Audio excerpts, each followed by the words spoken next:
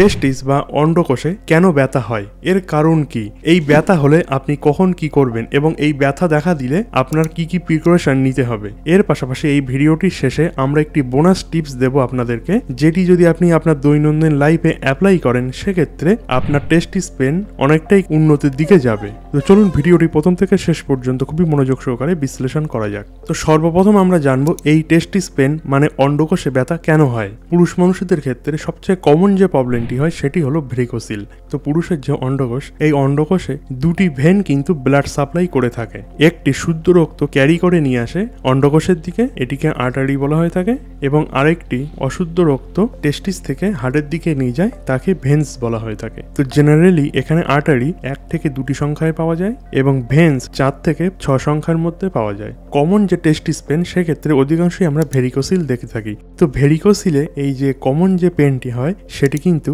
এই যে ভেন্সগুলি সেগুলির যে ডায়ামিটার সেটি কিন্তু অনেকটা বেড়ে যায়। তার মানে এক কথায় এই ভেনটা কিন্তু অনেকটা ফুলে যায়। দেখুন আমরা স্ক্রিনে দেখিয়ে দিচ্ছি, এরকম ফুলে যাবার কারণে তার জন্য এই যে দূষিত রক্তটি সেটি কিন্তু এই যে ভেনের আস্তে আস্তে আস্তে আস্তে উপরের দিকে যে পাম্প করছে এটি কিন্তু সে পাচ্ছে না, তার জন্য এই দূষিত রক্তটা কিন্তু এখানে জমা হয়ে যাচ্ছে।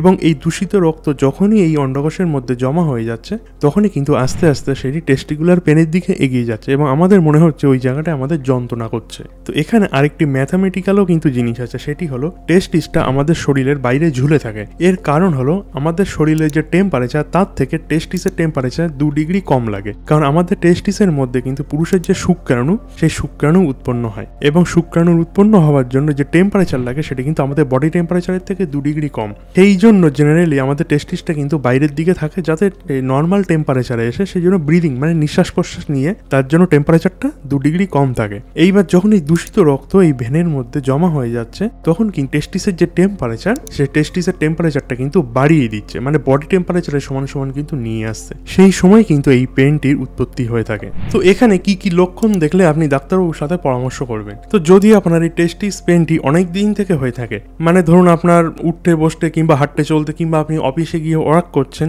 সেই সময় হয়তো আপনার টেস্টিসে যন্ত্রণা করছে, কিংবা আপনি বাইক চালাচ্ছেন কিংবা কার ড্রাইভ করছেন সেক্ষেত্রে তারপরে আপনার টেস্টিসটা দেখা গেল যন্ত্রণা করছে, মানে আপনার অন্ডকোষে ব্যথা করছে, কিংবা আপনি তারপরে দেখা গেল খুব বেশি মাত্রায় আপনার টেস্টিসটা যন্ত্রণা করছে। এর পাশাপাশি আপনার টেস্টিসটা একটির থেকে অন্যটি অনেকটাই ঝুলে গিয়েছে। তো অধিকাংশ পুরুষ মানুষের ক্ষেত্রে ডান সাইডের টেস্টিসটাই কিন্তু বেশি এই সমস্যা দেখা গিয়ে থাকে। তো যদি আপনার এই ধরনের কোনো সমস্যা হয়ে থাকে সেক্ষেত্রে আপনি কিন্তু অতি সত্বর আপনার যে নিয়ারেস্ট ইউরোলজি ডাক্তার আছে সেই ইউরোলজিস্টের সাথে কিন্তু আপনি যোগাযোগ করতে পারেন। এবং নিজে যদি আপনি ডাক্তারবাবুর সাথে বলতে লজ্জা পেয়ে থাকেন সেক্ষেত্রে নিজেও কিন্তু আপনি এটি হাত দিলে বুঝতে পারবেন। তো কিভাবে বুঝবেন, যদি আপনার অন্ডকোষে আপনি হাত দেন সেক্ষেত্রে দেখতে পাবেন দুটির যে মেজারমেন্ট সেটি একটি কিন্তু অনেকটাই ঝুলে আছে এবং যে অন্ডকোষে আপনার যন্ত্রণা হচ্ছে সেটি কিন্তু তুলনামূলক সাইজে ছোট হয়ে এসছে।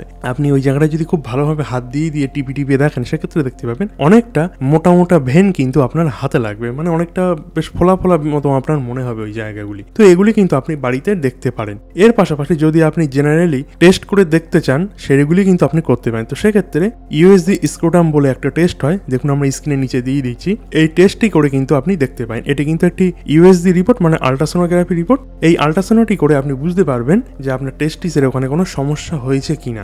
এর পাশাপাশি যদি ধরুন আপনার এই পেনটা অনেক দিন থেকে হচ্ছে, আপনি মনে করছেন কিংবা আপনার ফ্যামিলি হিস্ট্রিতে আছে যে কারোর বাড়ি ক্যান্সার হয়েছে, সেক্ষেত্রে যদি আপনার ভয় লেগে থাকে যে আপনার এখানে ক্যান্সার ডেভেলপমেন্ট হচ্ছে না, তো সেক্ষেত্রে SRPSA বলে একটা টেস্ট আছে, আমরা স্ক্রিনে দিয়ে দিচ্ছি। এই টেস্টটিও কিন্তু আপনি করে রাখতে পারেন। এই টেস্টটি করলে আপনি বুঝতে পারবেন আপনার ওখানে কোনো ক্যান্সারের সিমটম আছে কিনা। তো এই সমস্ত সমস্যা হলে আপনার কিন্তু বাড়িতে বেশি দিন বসে না অপেক্ষা করে অতি সত্বর ডাক্তারবাবুর সাথে পরামর্শ করা উচিত। তো এই ক্ষেত্রে অধিকাংশ পুরুষ মানুষের ক্ষেত্রে আমরা যখন কথা বলেছি আরেকটি সমস্যাও কিন্তু আমরা এখানে দেখেছি, সেটি হলো সহবাসের টাইমিং কমে যাবে। কারণ যখন এই ধরনের সমস্যা হয় সেক্ষেত্রে কিন্তু পুরুষের যে টেস্টোস্টেরন হরমোন সেটাও কিন্তু অনেকটা ডিক্রিজ হয়ে যায়, তার জন্য সহবাসের যে টাইমিং সেটাও কিন্তু অনেকটা ডিক্রিজ হয়ে আসে। এই ধরনের সমস্যা যদি আপনার থেকে থাকে সেক্ষেত্রে কিন্তু অতি অবশ্যই টেস্ট করবেন এবং ডাক্তারবাবুর সাথে পরামর্শ করবেন। এবং আপনার যদি বেশি পরিমাণ ওভারওয়েট থেকে থাকে সেটাও কিন্তু আপনি কমানোর চেষ্টা করবেন। তো ভিডিওটি শেষে আমরা একটি বোনাস টিপস দেবো বলেছিলাম আপনাদেরকে।